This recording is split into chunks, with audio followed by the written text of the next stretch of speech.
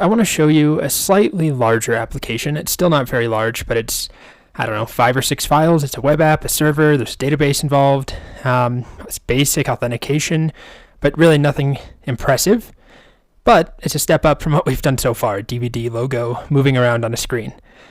And instead of coding it along with you, it could be like an hour-long video. I think it's just a waste of your time. I went ahead and built it on my own using ChatGPT. You know, there's a whole bunch of chat stuff here. And I just want to walk you through some of the issues I ran into, some of the iterative chat that I've mentioned a whole bunch of times in this section that works best when you're trying to get ChatGPT to write you code, especially when that code is complicated and interconnected instead of just a one-off function or script.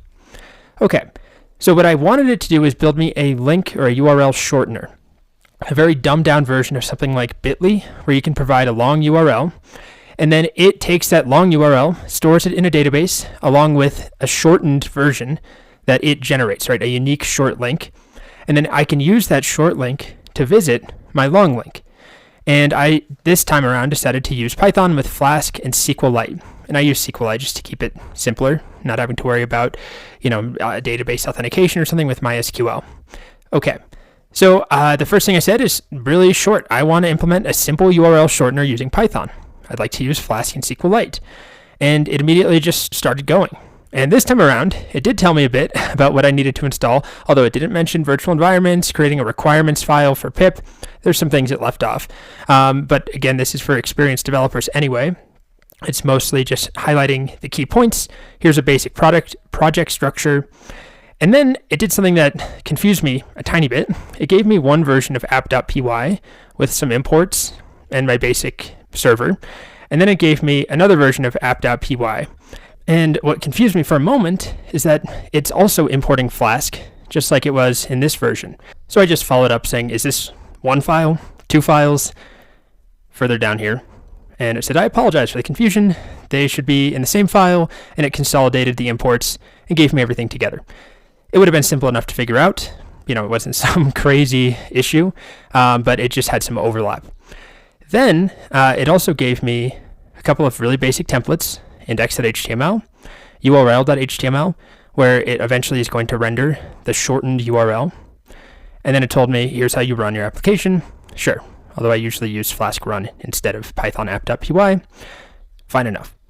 It gave me some explanation, told me to replace the test database URL with the location of my actual SQLite database, set my Flask environment variables, and then, it actually did tell me to use Flask run, even though it told me to use Python up here.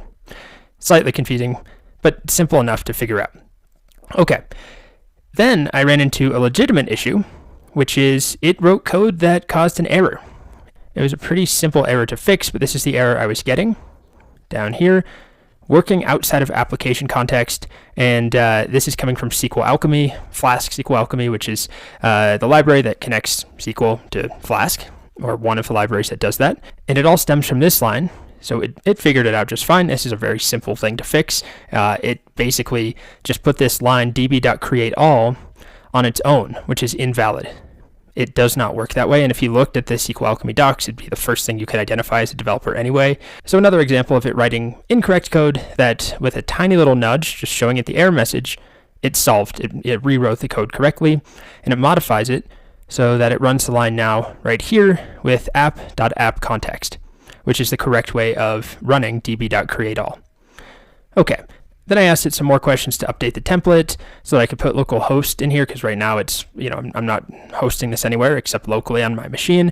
Not a big deal, simple enough. Then I asked it to generate me some simple HTML and make it look great.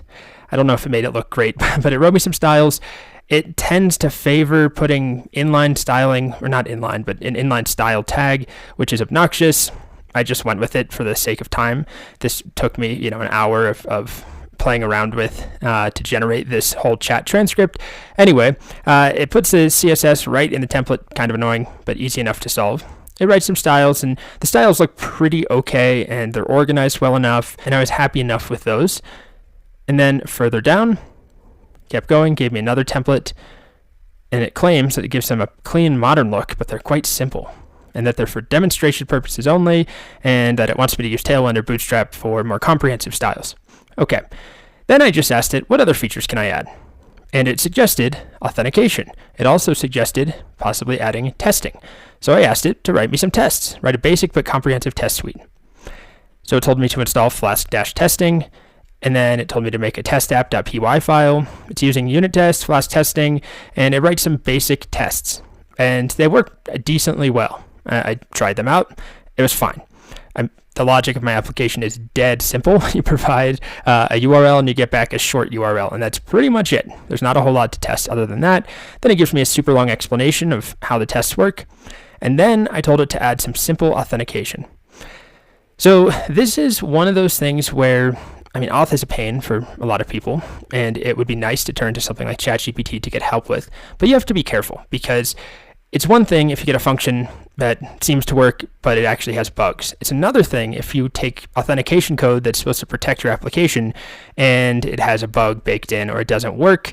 It could cause a lot of problems. The stakes are higher, I guess that's what I'm trying to say with authentication. But it did an okay job. It told me to use Flask login, so install that, update my app.py to have some authentication logic in here using Flask login. It adds in a login method, a logout method. Looks fine enough, a load user helper, and it did a pretty good job at least getting the authentication up and running. It adds my forms in, but then I got an error again. Create all got an unexpected keyword argument app. And if you look where this is coming from, right here, create all app equals app. This is exactly what it told me to do. And then I told it, wait, that gave me an error, and it immediately apologizes. Another instance of it making a mistake, introducing a bug, using incorrect syntax.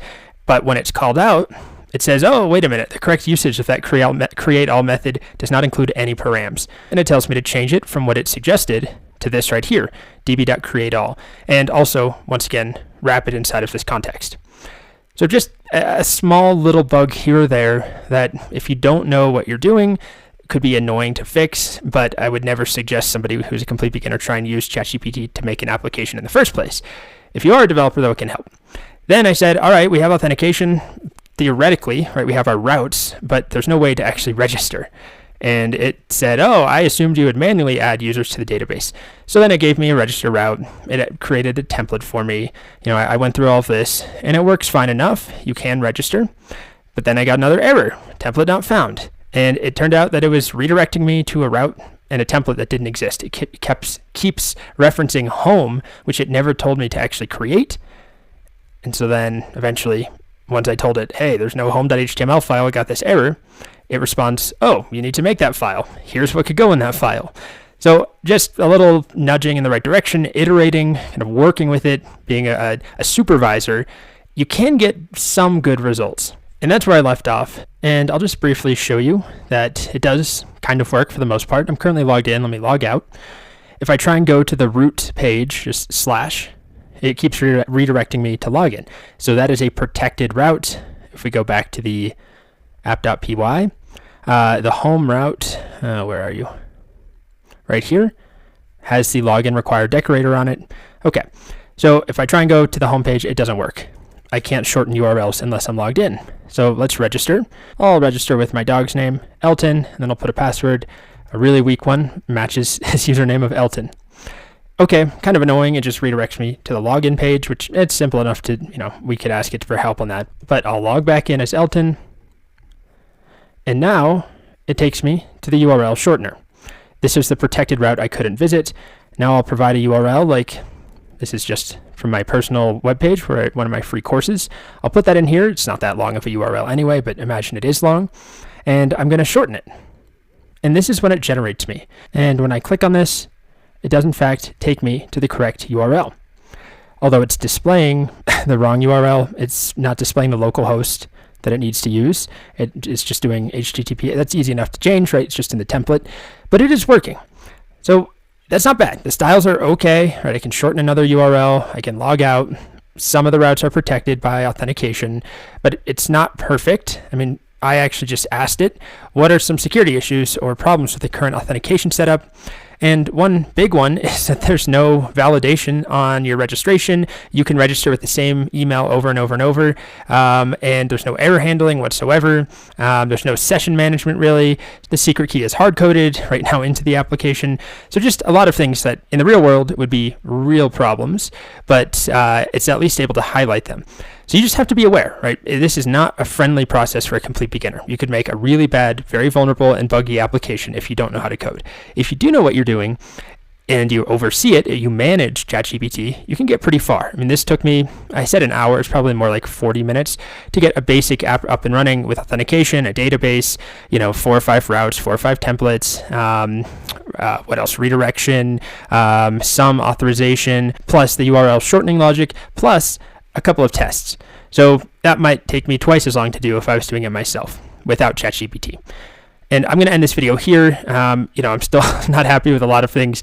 The CSS directly in the HTML templates obnoxious. The lack of any sort of validations, not to mention client-side validations for the authentication. That all sucks. No error handling. But it's just a matter of revisiting ChatGPT and telling it what we want, right? My next step could easily be, okay, let's add some registration validation. I'm not going to do it, but registration? Oh gosh. I think it's, yeah. My spelling is terrible, I'm sorry. Let's add some registration validation. Let's check if the username already exists. Simple things that if you've ever written authentication, you would know to do, at least if you've used any of these libraries, but it's pretty basic. Look to see if, the email or the username Elton exists in the database first. If so, we're going to respond back and flash a message saying username already exists, redirect them back to the register page. Also, we could add some client-side validations with JavaScript, but that's it. It is definitely possible to get a lot out of ChatGPT as a developer assistant, a helper, but you're not going to get very far if you're relying on it exclusively. As we've already seen, it introduced 2 or 3 completely invalid lines of code that broke the application more than once.